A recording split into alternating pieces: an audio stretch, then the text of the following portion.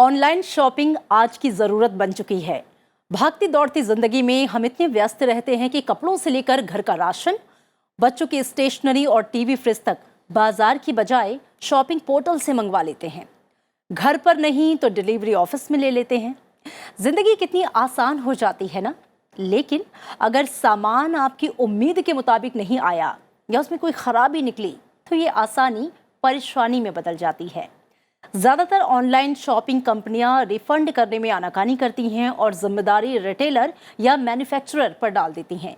ऐसे में एक उपभोक्ता के रूप में आप परेशान होते हैं, तो ये जानना जरूरी है कि आप क्या करें, कैसे अपने पैसे वापस पाएं। तो आपका कानून के इस अंक में बात करेंगे समस्या से जूझ रहे व्यक्ति के कानूनी विकल्प क्या हैं, विस्तार से। नमस्कार, संसद टीवी में आपका स्वागत है। आप देख रहे हैं आपका कानून और मैं हूं आपके साथ अमृता चौरसिया।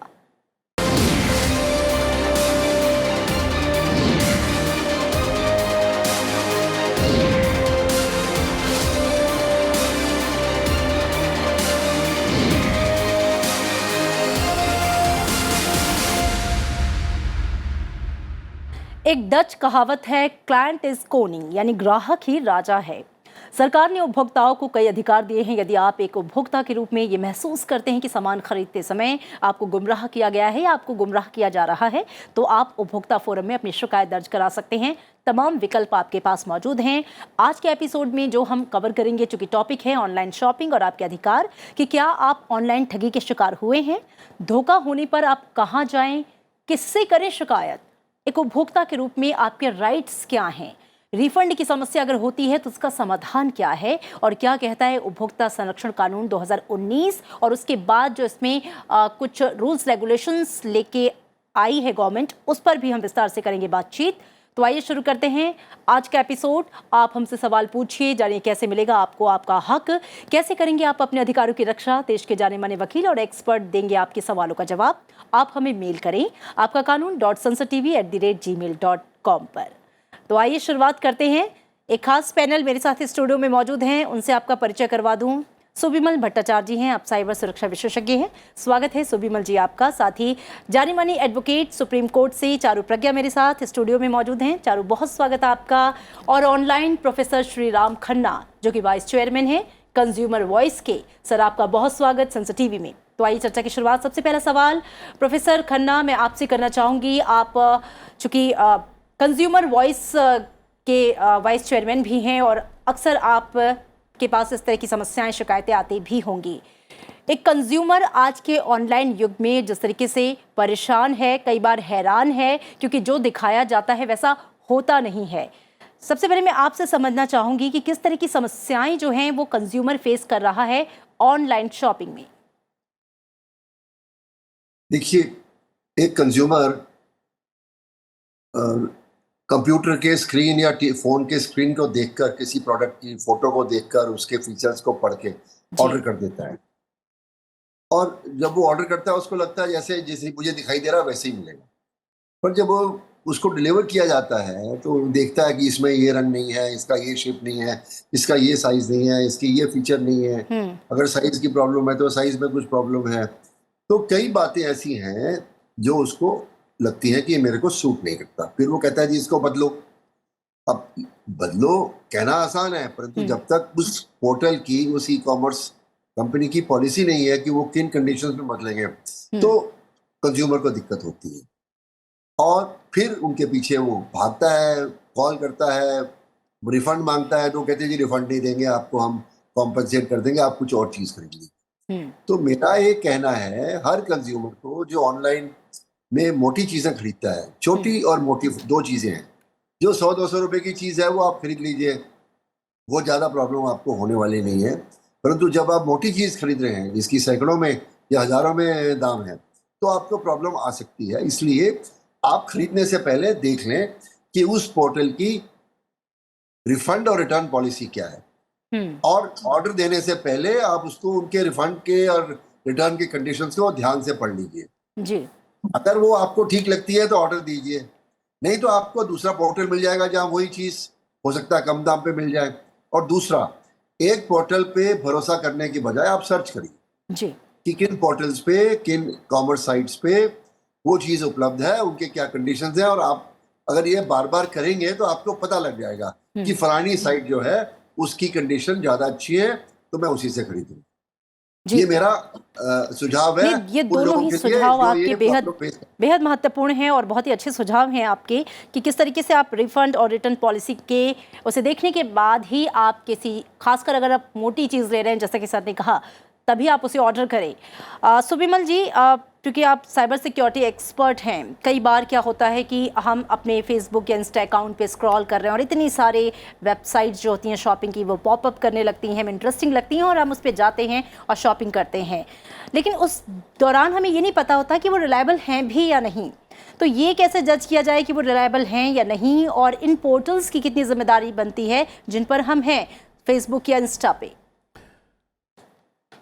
अगर आप देखें तो सरकार जब कंज्यूमर प्रोटेक्शन एक्ट की संशोधन लाए 2019 में, और इसके बाद स्पेसिफिकली जुलाई 2020 में consumer protection rules e commerce के लिए बड़े डिटेल रूप में वहाँ पे सारे प्रावधान है, जिससे कैसे इस तरीक़ा की एडवर्टाइजमेंट, कैसे इस तरह की पॉपअप, कैसे इस तरह की एप्स अपने आप को कंडक्ट करें। उसमें बड़ा क्लियर है कि सब सारे इन्फॉर्मेशन इनको डिटेल में देना चाहिए, जैसे price, refund policy, expiry date, exchange, warranty, delivery shipment, mode of payment, security of payment system.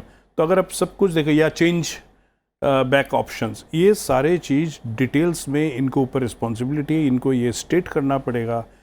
और जहाँ तक ये सारे पॉपअप्स आते हैं, मुझे लगता है कि जिम्मेदारी ये सारे सोशल मीडिया के ऊपर भी आते हैं कि ये किस तरीक़ा के एडवर्टाइजमेंट्स को अपनी प्लेटफॉर्म से लोगों के सामने रखे, क्योंकि वो भी उसी में डिक्टेटेड होता है जो रूल्स है और जो कानून है, कंज्यूमर प्रोटेक्शन है। इसके साथ साथ जो अपनी इंफॉर्मेशन टेक्नोलॉजी एक्ट है, उसके जो प्रावधान है 66C, 66D, ये दोनों लागू होता है। IPC की 468 भी लागू होते हैं। तो कानूनी स्तर से हमें पिछले 3-4 साल में सरकार की तरफ से बड़ा क्लियर इस सिचुएशन को ग्रैस्प करने के लिए प्रावधान लाएगा। अब बात है कि उपभोक्ता जो होते हैं वो कितने सतर्क है, और जितने सारे मर्चेंट ऑर्गेनाइजेशंस है, या तो ऐप्स भी है या सोशल मीडिया के, वो किस तरीके से सहायता करते हैं कि अवेयरनेस स्प्रेड करें। लोगों को जानना चाहिए, लोगों को अपना जो एक शॉपिंग डिसिप्लिन बनाना है, ऑनलाइन शॉपिंग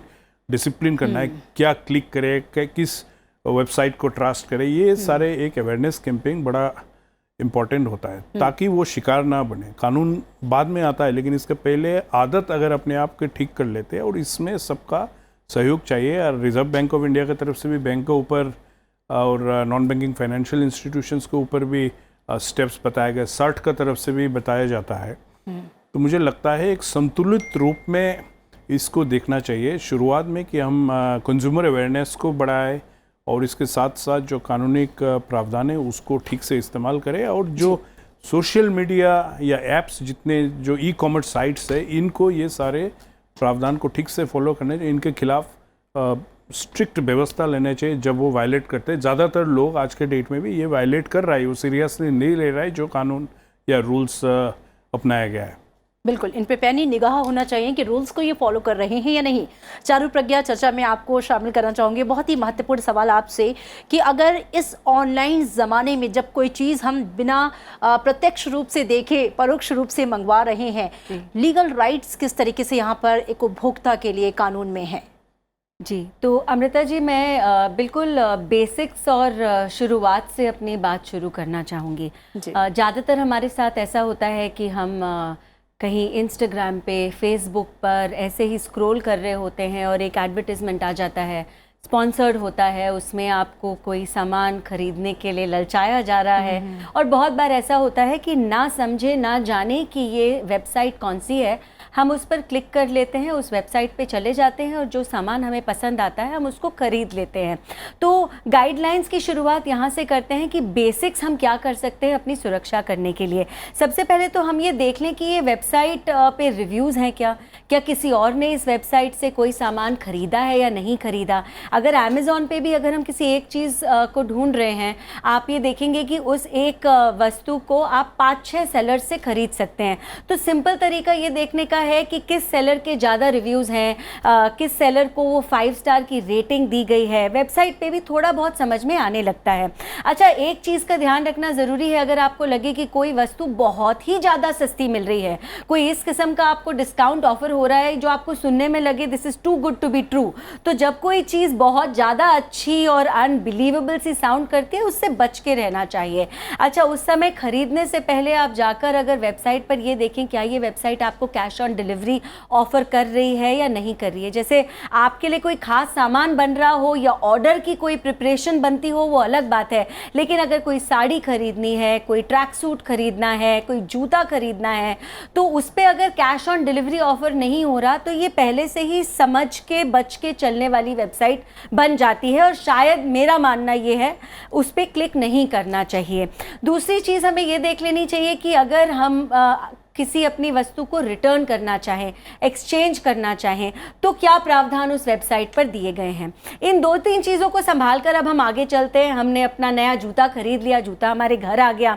अब कभी कभी तो ये होता है कि जूते का साइज़ बड़ा छोटा हो गया, कभी कभी ये होता है कि जूते की क्वालिटी ख़राब हो गई, और कभी कभी ये होता है जूते के बदले में 2 साबुन एक डब्बे में पैक होकर आ गए। तो इस समय आपके पास क्या रिड्रेसल सिस्टम्स अवेलेबल हैं, तो ये मैं ऑप्शन वाइज आपको 2-3 बताती हूँ। सबसे पहले आप अपने वेबसाइट पर चेक करिए क्या वहाँ पर कोई कंज्यूमर के लिए हेल्पलाइन नंबर दिया गया है। क्या इस हेल्पलाइन नंबर पर आप कॉल करें या हेल्पलाइन पे आप ईमेल लिखें तो वहाँ से आपको कोई जवाब आ रहा है या नहीं आ रहा, आप इसको चेक कर लीजिए।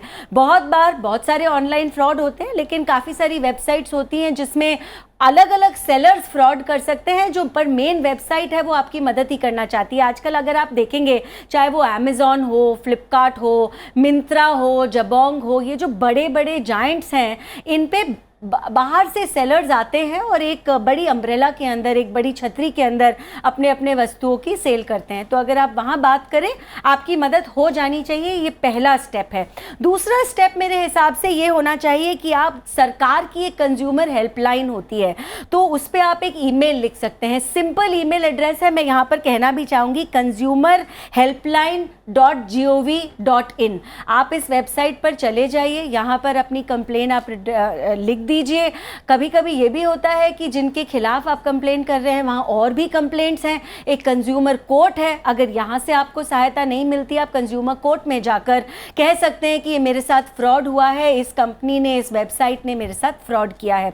इसके अलावा हमारे पास साइबर क्राइम को रजिस्टर करने का एक प्रावधान होता है। आप पुलिस के पास जाकर एक साइबर क्राइम को रजिस्टर कर सकते हैं। आप ये बोल सकते हैं कि आईटी एक्ट के तहत मुझे धोखा दिया गया है, मैंने जो खरीदा, जूता खरीदा और साबुन निकले हैं मेरे डब्बे से, ये गलत हुआ, मेरे साथ फ्रॉड हुआ। और कंज्यूमर कोर्ट में कभी कभी केसेस लंबे भी चल जाते हैं। आप सिंपली जाकर साइबर क्राइम को रिपोर्ट कर सकते हैं अपने पुलिस के पास, और इनकी पनिशमेंट्स होती हैं। आपको उस इंसान को अगर प्रूव हो जाता है क्राइम हुआ है तो पनिशमेंट होती है, फाइन होते हैं, और इन डिटेल्स में अब आप जैसे जैसे कार्यक्रम को आगे बढ़ाते हैं हम चलते हैं। जी बिल्कुल, लेकिन सबसे बड़ी समस्या जो होती है, चारू बहुत डिटेल में और बहुत अच्छे से आपने समझाया, वो रिफ़ंड की आती है। कई बार कि शिकायत हो जाती है और रिफ़ंड मिलना होता है, लेकिन या तो उसमें डिले होता है या कुछ क्लॉज लगा के उसे ख़त्म करने की बात की जाती है।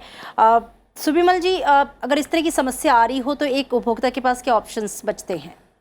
जैसे चारू जी ने बताया, मैं ये भी ऐड करना चाहता हूँ, जो कंज्यूमर प्रोटेक्शन एक्ट की अमेंडमेंट आई, इसके बाद सब ई कॉमर्स वेबसाइट अपने साइट्स में टोल फ्री नंबर देना पड़ेगा, और इसके साथ साथ इनके पास जो कंप्लेंट आते हैं विद इन 48 आवर्स ये site they have to acknowledge, और 1 महीना का अंदर वो रिड्रेसल करे। अब बात आती है कि किसी का रिफ़ंड की बात आते हैं और वो 1 ही महीना में इसको क्लोज करने चले जाते हैं। तो जहाँ तक अगर आप देखें, बड़े बड़े इवन ई कॉमर्स वेबसाइट्स भी, वो भी पैसा वापस करना नहीं चाहता है। आपको हर तरीक़े का ऑप्शंस देता है कि आप ये ले लो या हम प्रोडक्ट बदल देंगे, और एक बार प्रोडक्ट बदलने के बाद सेकंड टाइम प्रोडक्ट भी बदलना नहीं चाहते। तो ऐसे सिचुएशन में कंज्यूमर कोर्ट्स में केस दायर करना पड़ेगा। और मुझे भी ये भी लगता है कि जो अपने आईटी एक्ट की प्रोविजंस है, इसके अंदर cybercrime.gov.in ये पोर्टल भी है, 1930 नंबर भी है, इसमें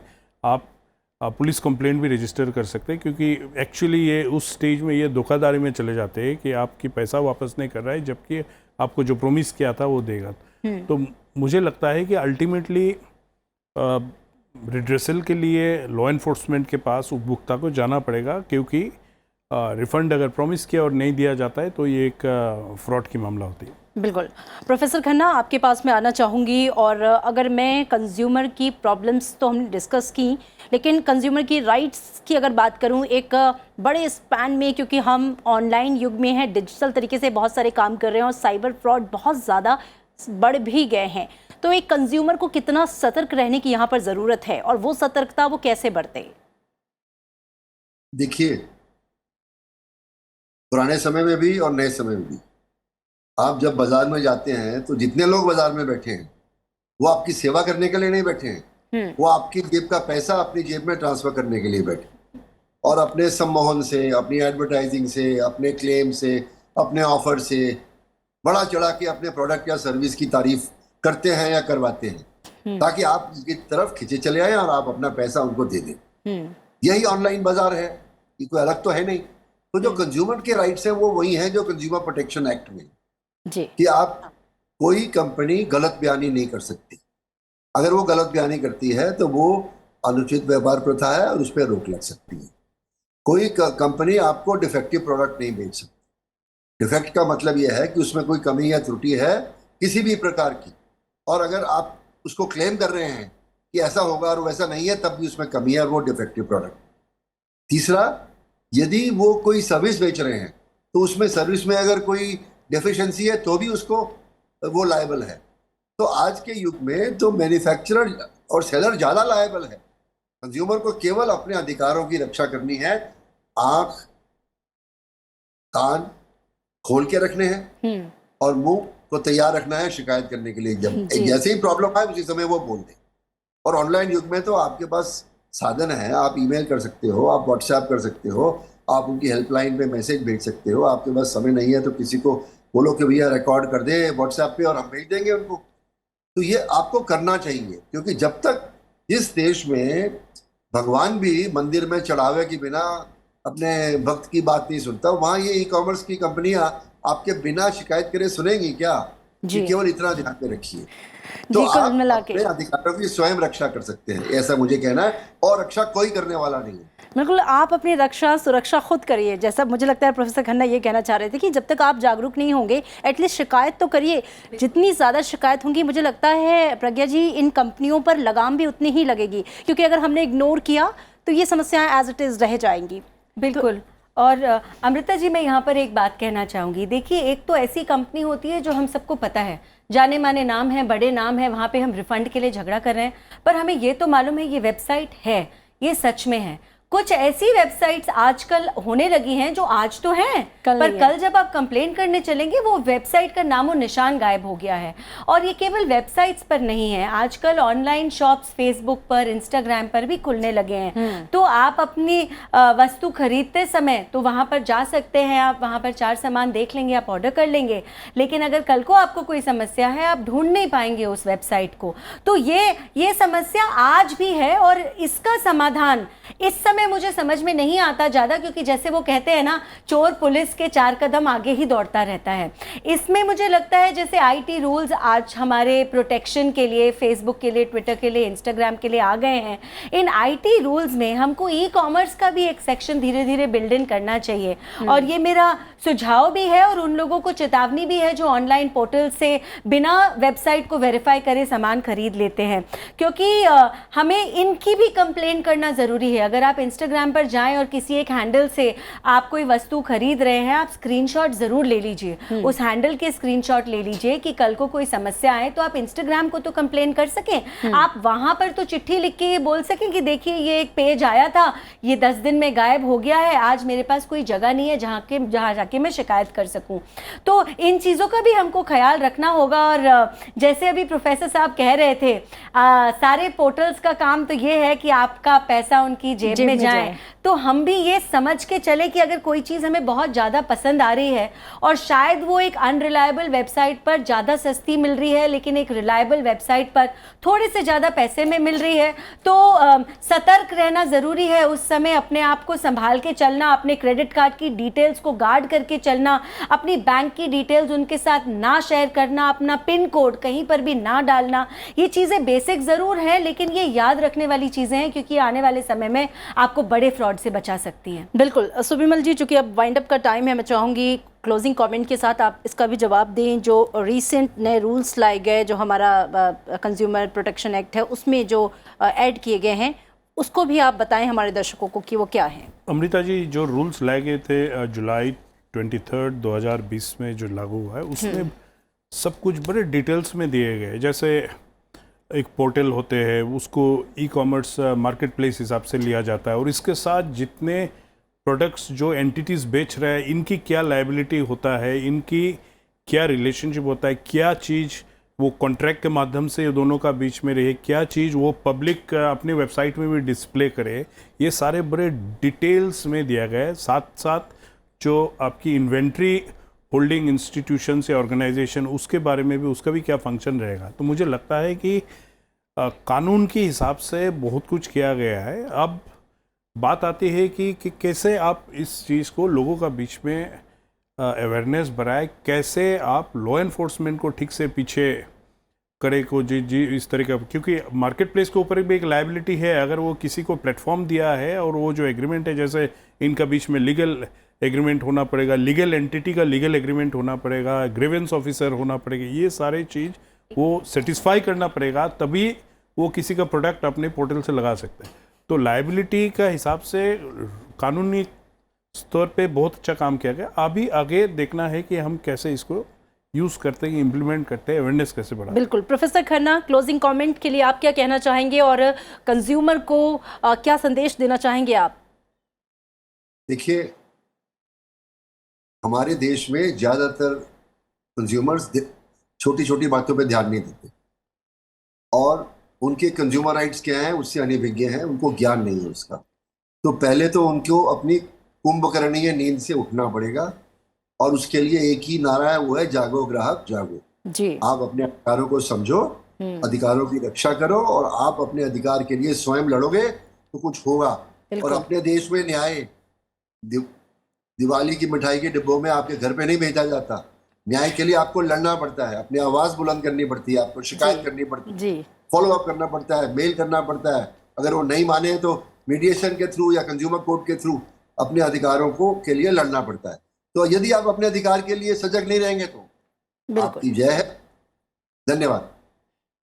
बहुत अच्छा जवाब दिया आपने, सटायर भी किया कि आपको ही आखिरकार आपको ही जागना पड़ेगा अगर आप चाहते हैं न्याय। चारू प्रज्ञा, क्लोजिंग कमेंट में आपसे। जी, मैं पहले तो ये भी कहना चाहूँगी कि कंज्यूमर प्रोटेक्शन की हम बात कर रहे हैं, लेकिन बहुत सारे छोटे छोटे दुकानदार हैं जो अपने खुद के बिज़नेस एस्टैब्लिश भी करना चाह रहे हैं। तो हमको एक ये ब्लैंकेट रूल नहीं बना लेना चाहिए कि किसी नई वेबसाइट या नई इंस्टाग्राम की शॉपिंग साइट से हम सामान ना खरीदें। सब लोग दुनिया में फ्रॉड नहीं होते, मैं ये कहना चाह रही थी, क्योंकि कोविड के बाद से खासकर इतने सारे नए बिजनेसेस, स्मॉल बिजनेसेस की शुरुआत हुई है और वो छोटी छोटी फेसबुक और इंस्टाग्राम की दुकानों से ही हुई है। उसके अलावा मैं बहुत जिम्मेदारी के साथ कहना चाहती हूं कि अपनी क्रेडिट कार्ड की डिटेल्स बहुत संभाल कर रखिए। ज़्यादातर कैश ऑन डिलीवरी और इस तरीके के ऑप्शंस को आप नज़र में रखिए। आप जितनी शॉपिंग करते हैं स्क्रीनशॉट्स ले लीजिए, वेबसाइट के URL का स्क्रीनशॉट ले लीजिए, ऑर्डर का स्क्रीनशॉट ले लीजिए, पेमेंट सेंड का स्क्रीनशॉट ले लीजिए और तब तक रखिए अपने फ़ोन पर या अपने लैपटॉप पर जब तक आपका सामान आप तक डिलीवर ना हो जाए। हो सकता है आने वाले समय में आपको इन चीज़ों की ज़रूरत पड़े। बिल्कुल। तो जैसा कि चारू और प्रज्ञा ने कहा, जैसा कि सुबिमल जी ने कहा, जैसा प्रोफेसर खन्ना ने कहा, आप चाहें तो इस डच कहावत यानी कि क्लाइंट इज कोनिंग को चरितार्थ और सही कर सकते हैं, यानी कि ग्राहक ही राजा है, इस बात को सच साबित कर सकते हैं। और वो करना होगा आपको खुद जागरूक होकर, अपनी रक्षा स्वयं करके, सतर्क होकर, यानी कि आप जो भी कर रहे हैं उसमें आपकी सतर्कता बेहद ज़रूरी है, तभी आप किसी फ्रॉड का शिकार नहीं होंगे। आज के एपिसोड में इतना ही, अगले एपिसोड में आपसे फिर होगी मुलाकात। देखते रहिए संसद टीवी। नमस्कार।